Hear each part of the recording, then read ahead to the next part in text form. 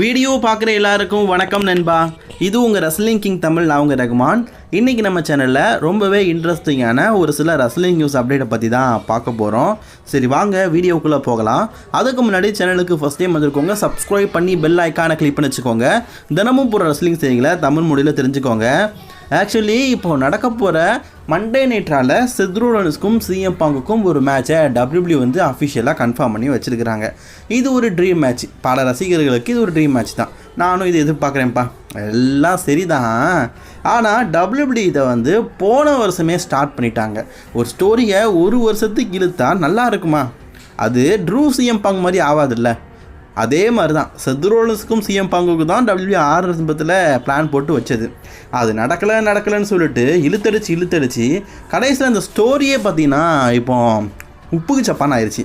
Actually இப்போது செத் ரோலன்ஸ் CM bank பேசுகிறாங்கன்னா ஒரு பேச்சில் உன்னால் நான் அவதிப்பட்டேன், என்ன அவதிப்பட்டேன், நீ ஷீல்டை விட்டு போயிட்டேன், நான் தனியாக இருந்தேன். அடுத்த வாரம் அதே தான் திருப்பி சொல்லுவார், அடுத்த வாரமும் அதை பற்றி தான் சொல்லுவார்.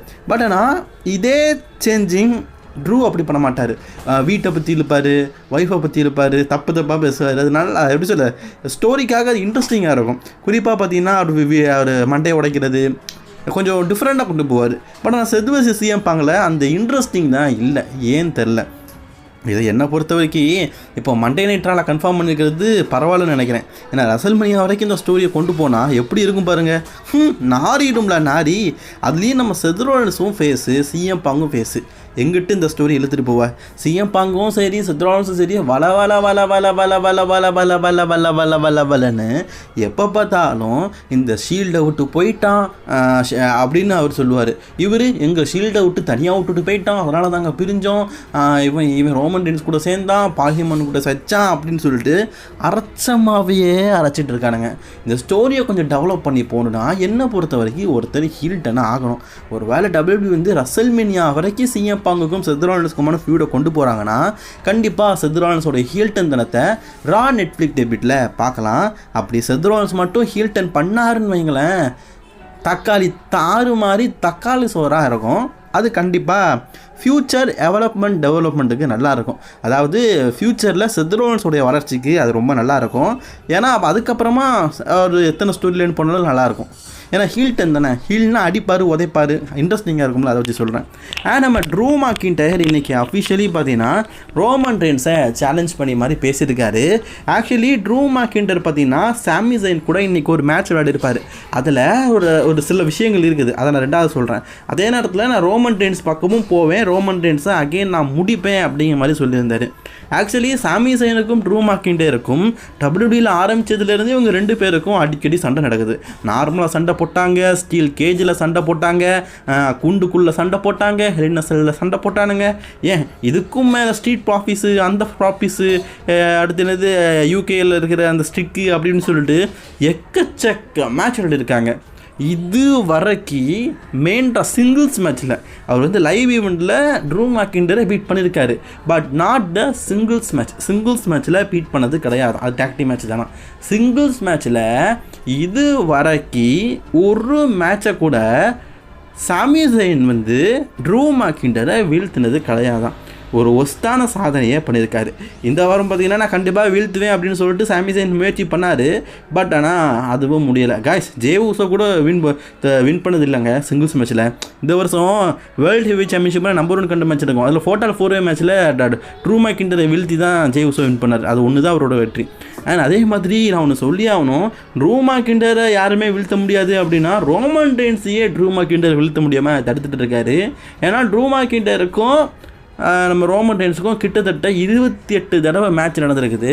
அந்த 28 தடவை மேட்ச்சில் இது வரைக்கும் ஒரு மேட்ச்சு கூட ட்ரூ மேக்கின்டையர் வந்து ரோமன் ரெயின்ஸை பின்ஃபால் பண்ணி வின் பண்ணது கிடையாது. இது ஒரு டாக்டி மேட்ச்னாலும் சரி அல்லது சிங்கிள்ஸ் மேட்ச்னாலும் சரி, ஒரு மேட்ச்சில் கூட ட்ரூ மேக்கின்டையரை வந்து ரோமன் ரெயின்ஸை வீழ்த்தினது கிடையாது. அதாவது ஒன்றுக்கு ஒன்று சடைச்சதில்லை அப்படிங்கிற மாதிரி இருக்கிறாங்க போல இருக்குது. இயோ ஸ்காய் வந்து இன்றைக்கி உமன்ஸ் இன்டர் கணக்கு சாம்பியன்ஷிப்பான ஃபைனலுக்கு போயிட்டாங்க. எனக்கு கிடச்சிருக்க நியூஸ் படி நெக்ஸ்ட் வீக் பார்த்தீங்கன்னா டொகடா காய் அண்ட் இயோ ஸ்காய் இவங்க 2 பேரும் தான் இன்டர் கணக்கு சாம்பியன்ஷிப்பான ஃபைனலுக்கு போவாங்க அப்படிங்கிற மாதிரி நமக்கு ஒரு நியூஸ் கிடச்சிருக்குது. காய்ஸ், 2 பேரில் யார் வெற்றி பெற்றாலும் டேமேஜ் கண்ட்ரோலில் ஒரு சாம்பியன். இதில் நீங்கள் ஒரு ஹிண்டிங்கை கவனிச்சிங்களா? 2 பேருமே டேமேஜ் கண்ட்ரோலை சேர்ந்தவங்க. இதில் யோஸ்காயும் சரி, அதே மாதிரி டொகாடாக்காயும் சரி, 2 பேருமே வின் பண்ணிட்டாங்கன்னா ஃபைனல் எப்படி இருக்கும்? ஃபார்மா டாக் டீம் சாம்பியன்ஸ் 2 பேருமே வந்து ஒரே டீமில் இருக்கிறவங்க. ஸோ அந்த மேட்சோடைய ஸ்டிபுலேஷனே பார்க்க முடியல, உண்மையிலே வேறு லெவலில் இருக்கும். எனக்கு தெரிஞ்சு டொகாடாக்காய் தான் பிராண்ட் நியூ டபிள்யூடைய இன்னார்கள் இன்டர்கனல் சாம்பியன்ஷிப்பை வின் வாங்க பண்ணுவாங்கன்னு நினைக்கிறேன். ஏன்னா டேமேஜ் கண்ட்ரோல் இருக்கிற எல்லாருமே சாம்பியன் ஆகிட்டாங்க. இதுவரைக்கும் சாம்பியன் ஆகாதது டொகாடாக்காய் மட்டும்தான். ஒருவேளை இன்னார்கள் இந்த இன்டர்கான்டினென்டல் சாம்பியன்ஷிப்பை டொகாடாக்காய் வெற்றி பெறதுக்கு வாய்ப்புகள் இருக்குது. ஸோ நீங்கள் எத்தனை பேர் இதுக்காக வெயிட் பண்ணுறீங்க? இது கண்டிப்பாக நெட்ஃப்ளிக்ஸுக்கு ப்ரீமியம் ஷோ நடக்கும்ல, அதில் தான் நடக்க போகுது. அதில் தான் பிராண்ட் நியூ உமன்ஸுக்கான இன்டர்கான்டினென்டல் சாம்பியன் ஆக போகிறாங்க.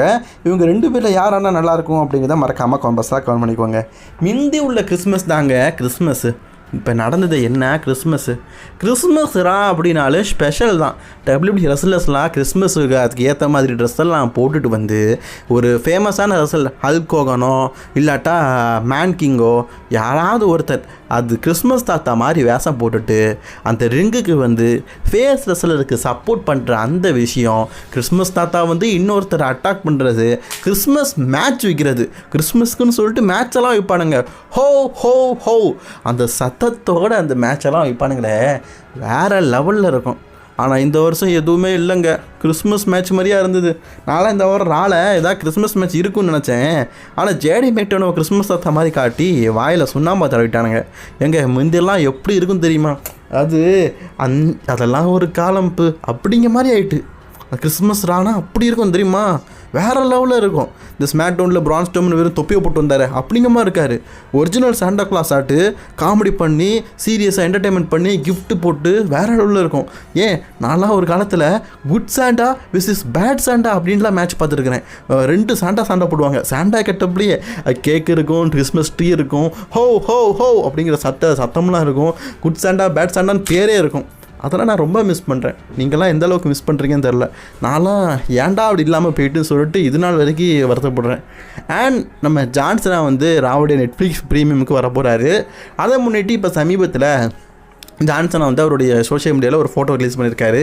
ஸோ ஜான்சனா அண்ட் ஷான் லெஃப்லர் இவங்க 2 பேரும் பார்த்தீங்கன்னா பர்ஃபார்மன்ஸ் சென்டரில் இருக்கிற மாதிரி ஒரு ஃபோட்டோ. இது இப்போ எடுத்ததா முந்தி எடுத்ததான் தெரில. பட் ஆனால் இதை 2 பற்றியுமே ஜான்சன் ரிலீஸ் பண்ணியிருக்காரு. இதை வச்சு பார்க்கும்போது இவங்க 2 பேரும் ஒரே நாள் ராவுடைய நெட்ஃப்ளிக்ஸ் ப்ரீமியம் டெபியூட் ஷோவில் டெபியூட் ஆகிறதுக்கு வாய்ப்புகள் இருக்குதுன்னு நினைக்கிறேன்.